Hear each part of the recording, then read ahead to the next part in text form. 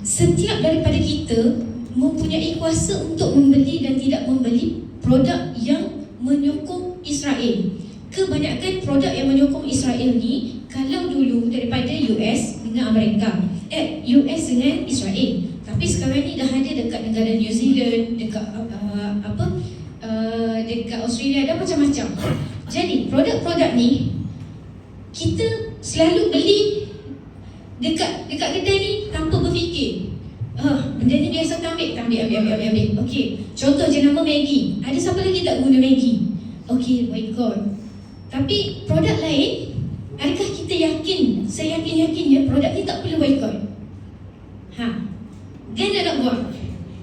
Sebab zaman sekarang, Huda boleh kata daripada tahun lepas, maaf Huda sebut satu kedai Muslim kita, DZ, dekat Tunjung. Huda masuk ke kedai dia dan Huda tengok, okey, saya nak beli susu. Memang kita ni hantu susu. Jadi kita pun tengok. Mula-mula ada Dash Ready, kita beli. Lama-lama Dash Ready tak ada. Saya pun cakap lah dengan dia punya cashier, Kak, Dash Ready dah tak ada. Semua produk yang ada dalam kedai Kak, susu-susu tu, semua kena boycott. Bila nak top up? Dia senyap. 2 minggu lepas tu saya pergi lagi, tak ada lagi. Sampai keluar ni, benda yang saya nak tu tak ada daripada ram. Ni kedai Islam itu. Islam kita nak sokong ni, tapi tak ada. Jadi produk-produk pada zaman sekarang, produk yang kena boycott, dia mudah je. Pada musim raya, dia akan letak depan-depan, bagi diskaun banyak-banyak. Ibu-ibu tanya, ada tak saya terbeli air Fanta, Coca-Cola, Pepsi yang sangat murah waktu raya buat ni? Tanya diri kita. Kalau tak yakin, Huda nak ajar satu benda yang kita boleh guna telefon kita. Telefon kita ni paling mudah lah. Download sahaja apps No Thanks. Ni Huda buat ni dah ada bahasa Melayu dah. Sebab apa? Produk ni dulu dia buat dalam bahasa Inggeris. Kadang-kadang orang kata tak faham, kan?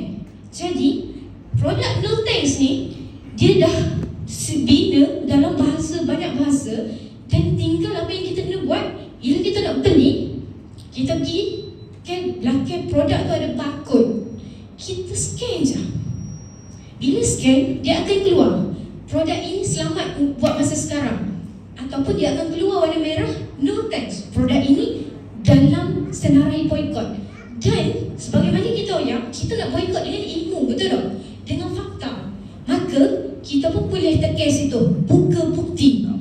Dia akan bagi bukti kalau produk tu memang menyokong Israel.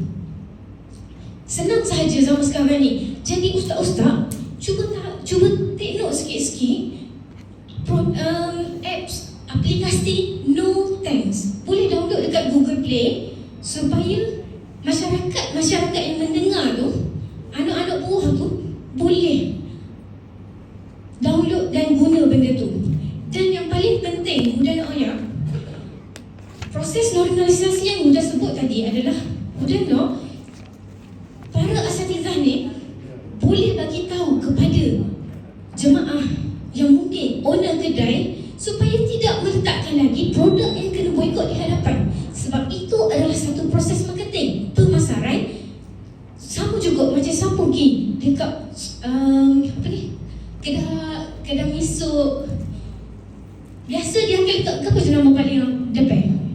Maggi. Sebab bila nak letak Maggi, kita ada jenama lain. Why kita tak guna jenama lain? Jadi ini adalah salah satu benda yang Huda nak sangat cuba kita ubah normalisasi ni, meletakkan benda yang kena boycott di hadapan dengan menukar produk lain yang tidak perlu diboycott. Boleh tak boleh? Boleh, insyaAllah. Kita tak perlu nak oyak, kita kecam kedai gini, tak perlu. Tapi ini adalah orang kata satu tindakan yang kita boleh buat.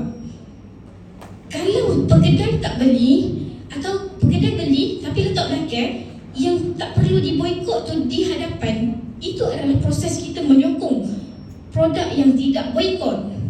Jadi kita kena ubah mindset tu supaya kita dapat menormalisasikan dalam kepala kita, okey, brand yang kena boycott ni is not our choice, so duduk belakang. Kalau orang cari juga sebab orang tu tak ada kesedaran lah. Tapi kita dah berusaha supaya orang kedai ni letak benda yang tak perlu boycott di hadapan. Okey, ini adalah produk-produk boycott. Jujurnya, Huda dengan tim pernah buat satu produk macam ni, satu poster macam ni dan edar kepada masyarakat Kelantan. Bahkan kami juga pernah buat print benda macam ni, banyak helai hantar ke kedai dengan apa orang kata, harapan kami kata kalau boleh janganlah letak benda yang kena boycott di hadapan. Sekarang ni Huda rasa semakin hari semakin orang lupa. Jadi Huda mohon kepada para asatizah sebagai da'i, sebagai doa Palestin untuk sama-sama kita bangkitkan kesedaran. Duit kita, tanggungjawab kita, dan setiap sen yang kita spend kepada barang boycott akan sampai juga kepada Palestin. Orang Palestin tiada pilihan selain menerima apa yang terjadi sekarang dan menentang. Tapi kita ada pilihan sebab ada banyak produk dan kita jihad nafsu kita nak beli yang boycott ataupun tak boycott. Okey, last tadi Ustaz sebut yang apa yang Cakna Palestin buat, duit sampai ke Palestin. Alhamdulillah setakat ni dalam bahagian operasi kita sentiasa orang kata cari orang yang dipercayai, NGO di Palestin yang dipercayai, dan kebanyakannya memang ada saluran H. Kita sampaikan bantuan yang mereka buat untuk kita, dan kita juga bekerjasama dengan A4 Palestin dan rakan-rakan kita yang pro kita lah. Setakat ni Alhamdulillah. Jadi setiap bulan kalau peringkat Cakna Palestin kita akan hantar paling-paling top 2 atau 3 program, projek makan atau air ataupun bantuan kewangan kepada rakyat Palestin di Gaza. Kalau contoh, kalau siapa-siapa tahu, kalau Cakna Palestin dia ada buat Soup for Gaza. Tu brand kita. Sebab apa kita nak kata, kalau makanan kita guna Soup for Gaza, kalau air. Last sebelum raya hari tu, kawasan Khan Yunis kena bedil tembok dan ramai lari tanpa ada tilam. Jadi kita ada juga buat agihan tilam, benda-benda macam tu lah. Dan Alhamdulillah kalau acik-acik pernah dengar projek kerajaan negeri bawah UKUA, kita buat projek emas untuk Palestin. Jadi siapa-siapa kalau nak menyumbang emas boleh, nak menyumbang benda-benda lain pun boleh. Dan projek ni kita akan kumpul selama 3 bulan. Lepas 3 bulan kita hantar duit.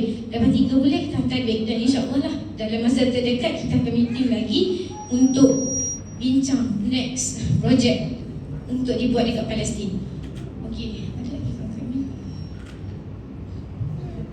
Okey, Huda rasa itu sahaja daripada Huda. Kalau ada soalan boleh tanya kepada Ustaz Wan Syarafilah. Wallahu ta'ala alam.